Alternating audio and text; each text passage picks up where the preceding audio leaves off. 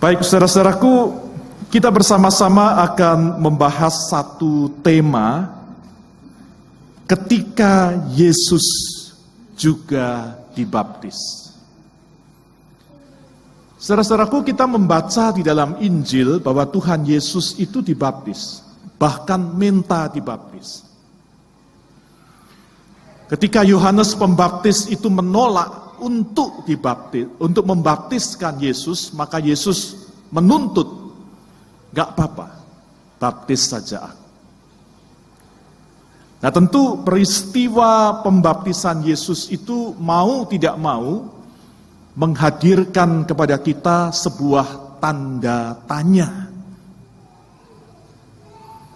Kenapa? Karena kita mengenal peristiwa baptisan itu sebagai sebuah peristiwa, sebuah simbolisasi dari pengampunan dosa. Jadi ketika kita bertobat, kemudian dosa kita diampuni, maka penghapusan dosa, pengampunan dosa itu kemudian disimbolkan melalui peristiwa baptisan. Nah, pertanyaan teologisnya adalah, bukankah Yesus itu tidak berdosa? Kok dibaptis? Gimana menurut saudara? Ya. Betul kan, Yesus tidak berdosa kan? Ya, dia anak Allah, putra Allah yang suci, yang kudus. Proses kelahirannya saja, proses kehamilannya saja spesial. Tidak melalui relasi perempuan dan laki-laki, tetapi dikandung dari Roh Kudus.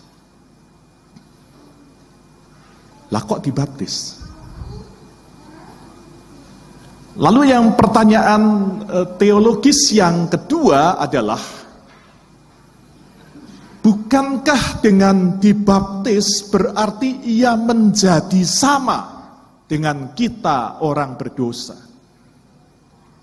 Saya dibaptis, oke. Tapi kalau Yesus dibaptis berarti kan jadi sama dong dengan saya. Padahal dia itu Tuhan. Padahal dia itu kudus, suci, putra Allah, anak Allah. Kita sulit membayangkan bahwa Tuhan yang begitu suci, Tuhan yang begitu baik, ternyata menjadi sama dengan kita. Tetapi justru disitulah nanti kita akan belajar. Justru disitulah kata kuncinya menjadi sama. Oleh karena itu kata menjadi sama sengaja saya beri warna merah.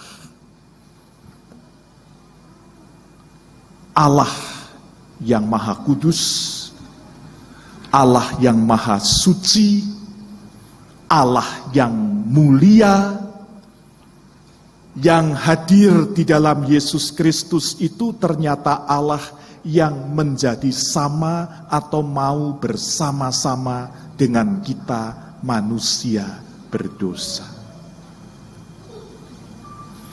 Nah, apakah memang betul 100% sama?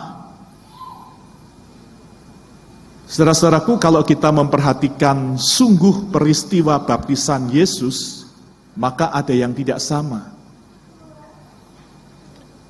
Yang tidak sama itu adalah yang pertama, kita melihat saudara-saudaraku bahwa ketika Yesus dibaptiskan, maka kemudian ada suara. Waktu kita dibaptis kan gak ada suara. Kalau ada tuh suaranya pendeta gitu. Ya kan? Nah, tapi kalau ini ada suara dari langit. Ya. Suara dari Allah Bapa. Inilah anakku yang kukasihi, kepadanya aku berkenan. Tapi bukan hanya suara, saudara-saudaraku. Kemudian ada Roh Kudus itu hadir dalam bentuk burung merpati. Apa artinya itu? Artinya bahwa dalam peristiwa baptisan Yesus itu, Allah meneguhkan Yesus sebagai putra Allah. Allah Bapa menegaskan bahwa Yesus itu anak Allah. Allah yang berinkarnasi menjadi manusia. Dan di dalam peristiwa baptisan itu, Allah Trinitas itu hadir secara utuh dan penuh. Kehadiran Allah Trinitas itu disimbolkan oleh suara yang mewakili Sang Bapa, oleh Roh Kudus dalam bentuk burung merpati, dan oleh Yesus sendiri yang hadir pada waktu itu. Ya. Jadi Allah Trinitas itu hadir. Hadir dalam peristiwa baptisan. Hadir bersama-sama dengan orang-orang berdosa yang pada waktu itu juga dibaptiskan. Dan itu sekaligus menjadi simbol Allah yang masuk ke tengah-tengah keberdosaan manusia. Ya. Jadi baptisan itu kan sebenarnya peristiwa di mana manusia itu bergumul dengan dosa, lalu kemudian dia diselamatkan, diampuni. Ya. Nah, ketika Yesus itu dibaptis, maka itu menjadi simbol Allah yang masuk ke dalam keberdosaan manusia, bukan menjadi berdosa, tidak, tapi masuk, hadir, ikut dalam pergumulan manusia melawan dosa. Yaitu bersama-sama tadi itu. Jadi Tuhan kita itu bukan Tuhan yang jauh, saudara. Tuhan kita itu bukan Tuhan yang tidak terjangkau, suci, mulia, tapi di ujung sana, aduh jauh banget, tidak teraih, tidak tercapai. Bukan itu. Tuhan kita itu akrab, dekat, bersama-sama dengan saya, dengan kita, orang-orang berdosa. Ikut bergumul bersama. Ikut merasakan keberdosaan manusia. Ada sebuah lagu, mungkin sampai sekarang juga masih sering diperdengarkan. Lagu itu bunyinya begini. Aku jauh, engkau jauh, aku dekat, engkau dekat. Hati adalah cermin, tempat pahala dan dosa bertaruh. Ya. Bimbo. Ya. Aku jauh, engkau jauh. Aku dekat, engkau dekat. Nah, saudara-saudaraku, tanpa sadar kita juga punya pemahaman seperti lagu itu kadang-kadang. Kadang-kadang kita memberi nasihat kepada teman kita, kamu jangan macem-macem, deket-deket sama Tuhan, supaya Tuhan juga dekat sama kamu. Kalau kamu jauh sama Tuhan, nanti Tuhan juga menjauhi kamu, tidak memberkati kamu, gak nolong kamu. Ya, jadi jangan gitu, harus akrab sama Tuhan. Datang beribadah pada Tuhan, supaya Tuhan juga mendekat pada kita. Kadang-kadang kita memberi nasihat seperti itu. Tetapi saudara-saudaraku, kalau kita memahami kedekatan Tuhan seperti lagu tadi, aku jauh, engkau jauh, aku dekat, engkau dekat, maka ada satu persoalan di situ. Persoalannya adalah bahwa faktanya kita itu selalu jauh. Tidak pernah bisa dekat. Hari ini kita dekat, bertobat, besok jauh lagi. Besok bikin masalah lagi, bikin dosa lagi. Kan begitu. Itu fakta manusiawi kita, saudara. Hari ini kita mengaku dosa, hari Minggu, hari Senin sampai Sabtu bikin dosa lagi. Kita punya dosa-dosa favorit bahkan. Kenapa dosa-dosa favorit? Karena jatuhnya di situ-situ lagi begitu. Ya, tiap-tiap orang itu punya dosa favoritnya masing-masing. Coba Anda renungkan. Pasti jatuhnya di situ-situ lagi. Yang suka ngomel, ya ngomel terus jatuhnya di situ. Ya. Yang suka nunda kerjaan, ya nunda kerjaan terus jatuhnya di situ lagi. Ya kan? Yang suka males ya males lah terus. Jatuhnya di situ lagi. Kita janji, oh hari ini saya mau memperbaiki, saya mau lebih baik. Jatuh lagi. Ya. Tahun baru bikin resolusi ya kan. Wah, tahun 2016 atau 2015 kemarin ya. Bikin resolusi, aku mau ini, mau itu. Sampai akhir tahun 2015 kemarin, ya masih begitu juga. Jadi saudara-saudaraku, faktanya itu kita selalu jauh. Nah, kalau fakta kita itu selalu jauh, sementara pemahamannya adalah aku jauh, engkau jauh, kapan ketemunya?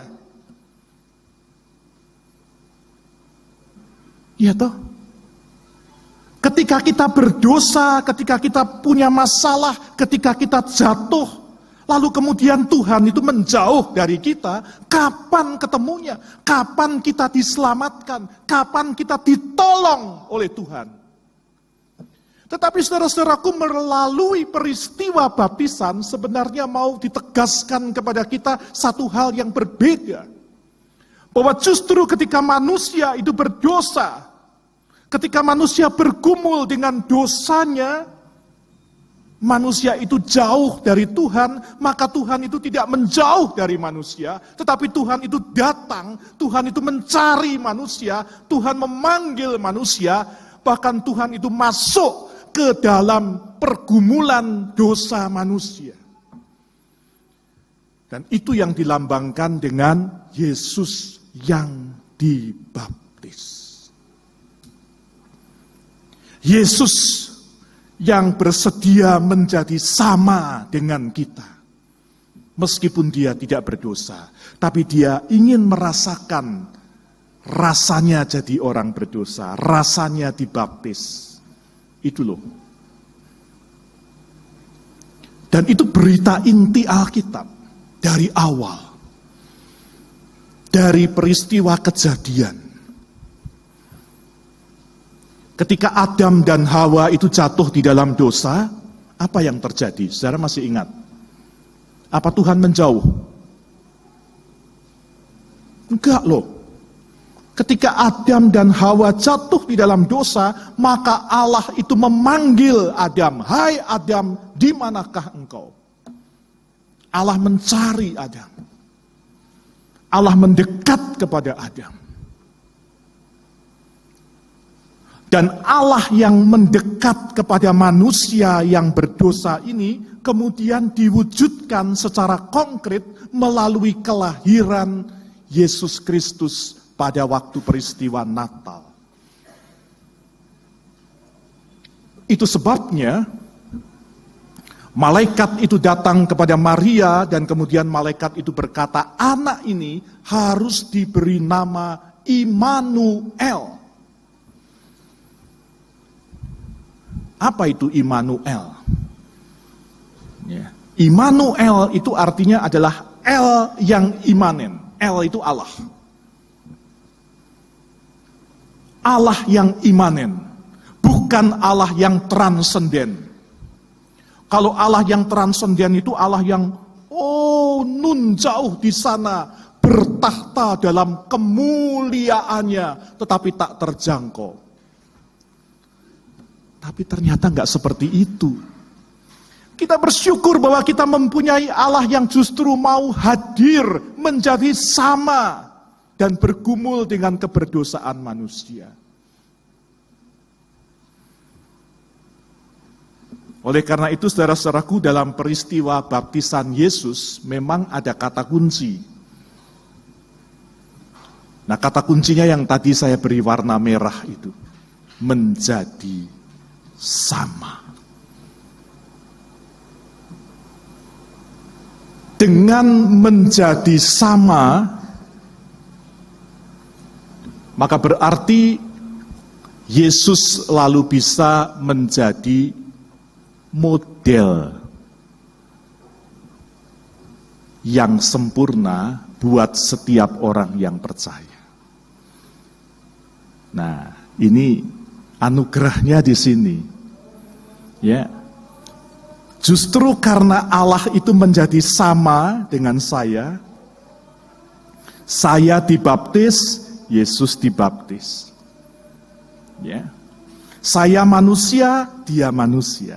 Maka kita punya model yang sempurna. Ini loh. Kalau orang sudah dibaptis, terus kemudian hidup barunya seperti apa? Hidup baru kita seperti apa? Harusnya. Idealnya. Ada yang tahu? Seperti Yesus. Jadikan Yesus itu model. Ya.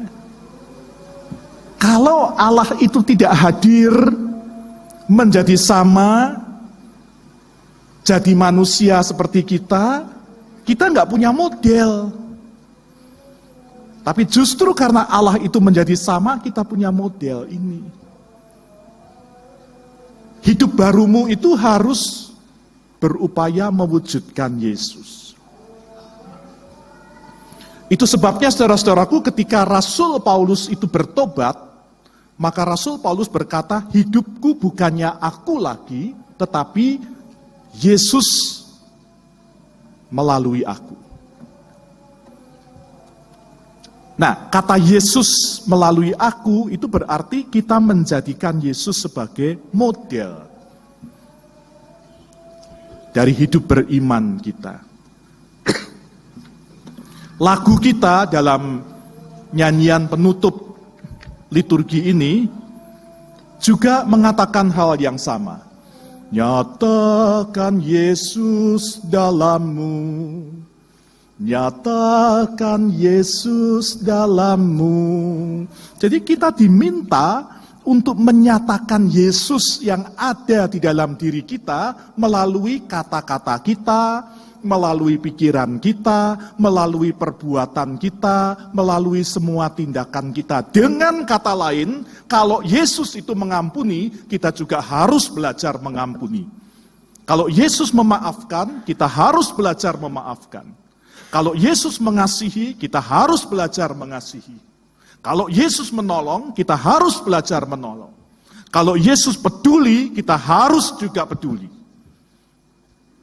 Nah, itu artinya menjadikan Yesus sebagai model.